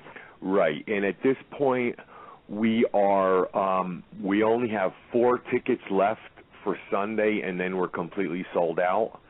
And we're thinking about, once we sell out Sunday, we're thinking about extending the conference to a second day. So if anybody's interested, www.spirits-speak.com. On our homepage, you'll see a banner that says Con-Con 4 for Pennhurst. You can click on there. You can see the itinerary. You can read about Pennhurst. And we're also getting good hotel rates, too. Right, and we have a hotel that's less than a mile away where we secured a hotel rate like $30 cheaper than normal. And the best part is that if we do extend it to a second night, the people that have bought tickets to the first night are going to have first dibs on the second night, which if we do add the second night, the ticket price is going to be $55 less for the second night than it was for the first night. So there's a big savings. And that second night, if we open it up, is probably going to be an even smaller group than 30 people. So we're really hoping that financially we could open it up to a second night, because I think if we can, that second night's going to rock. Yeah, it's almost going to be like a big charity auction, which, we love doing it for charity, but it's also a feather in our hat, too, because to have like 4 people in Waverly plus us, Waverly, we get amazing stuff. And I think if it's kept intimate, you get more out of the event. Plus, you lessen the amount of contamination that is around, and you then can capture.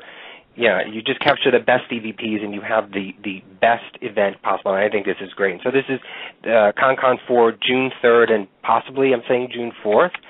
Hopefully, yeah. Hopefully we'll know by the end of the week. Right. That's the plan right now. We've already sent an email out to the 26 people that have already bought a ticket for June 3rd, and we kind of told them, hey, you guys, this is just a thought right now, but we're thinking about opening it up to a second night.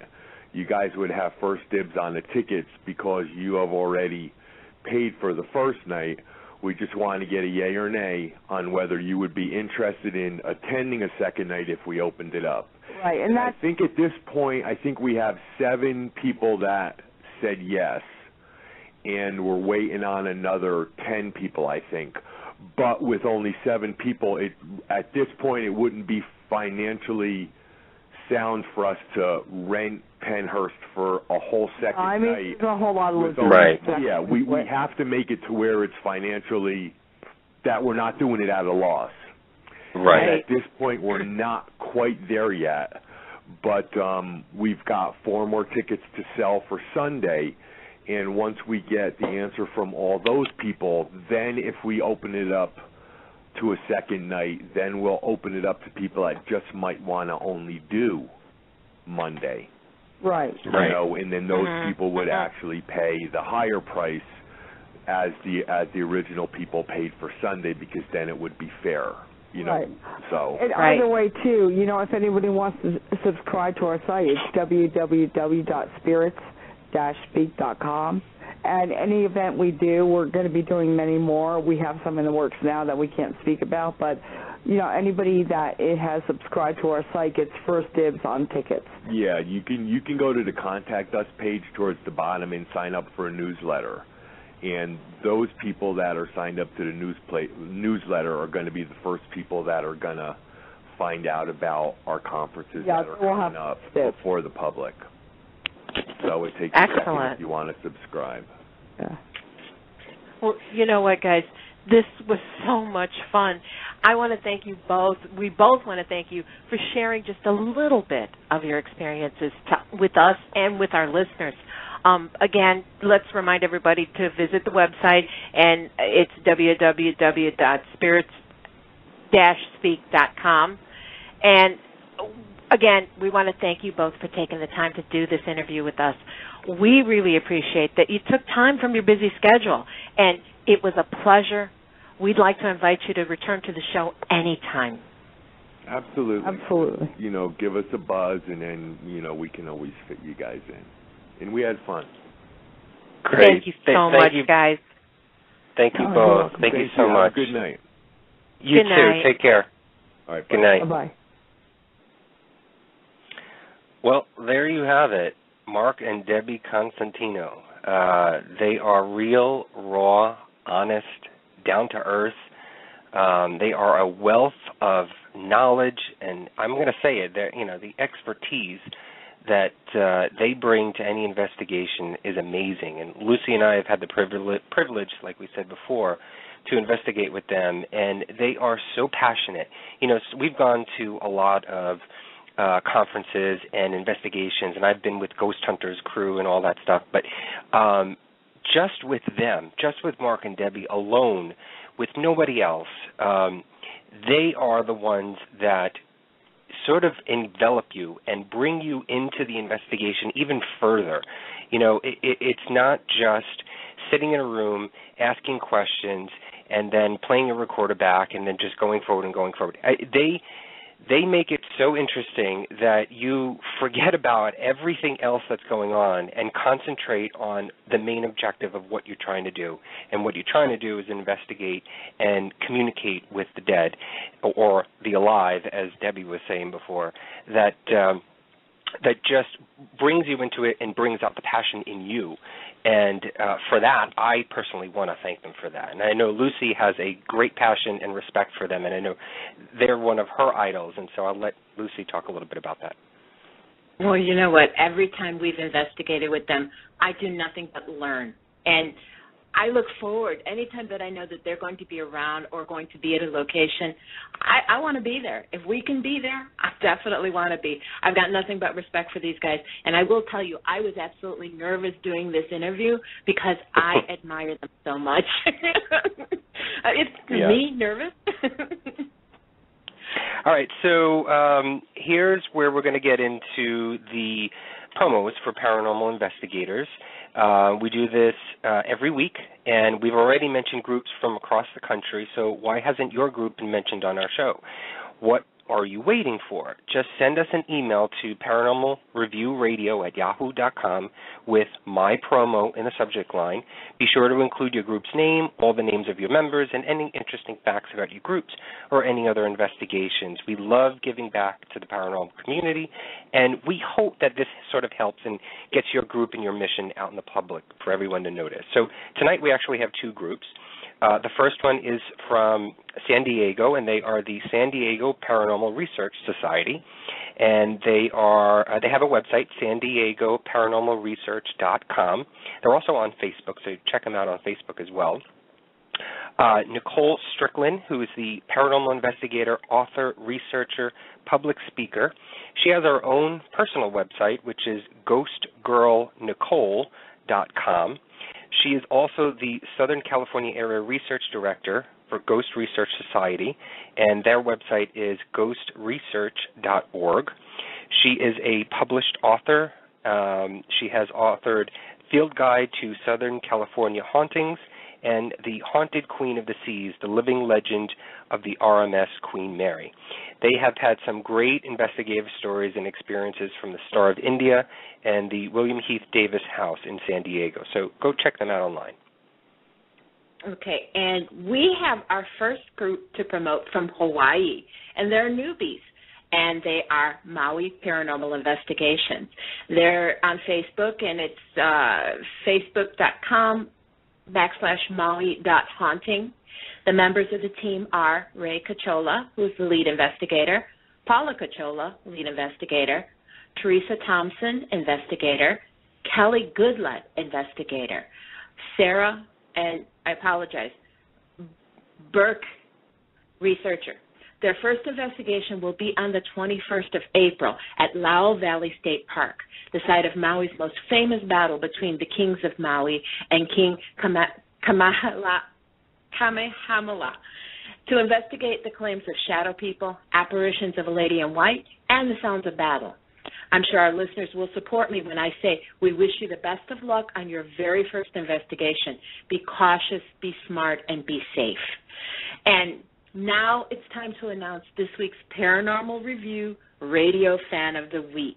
And I just want to say, it's not just one person, it's two. This couple has been there from the beginning, and they have supported us, and they have been there every single week. And you know what? We want to say thank you, and we want to honor them. And our Paranormal Review Radio Fans of the Week are Joanne and Rocco Carpinelli. Yay!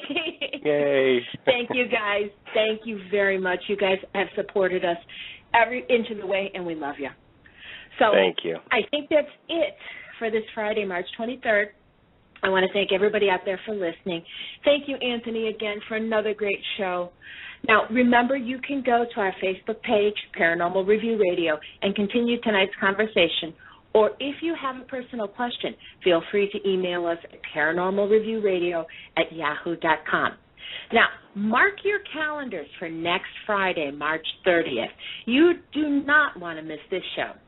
Don't you hate it when groups or organizations try to deceive, scam, or lie about evidence or haunted locations? Well, Anthony and I are going to expose the truth to the spirits, lies, and audio tapes that have been scamming the paranormal field. And to help us discuss this topic, we will speak to Ben Hansen from Sci-Fi's Fact or Fake Live. We're going to ask him about cases that he and the team have investigated and find out from him why people fake paranormal accounts. You don't want to miss this episode. So until then, have a great night, everybody, and have a paranormal week. Good night. Good night, everybody. Paranormal Review Radio.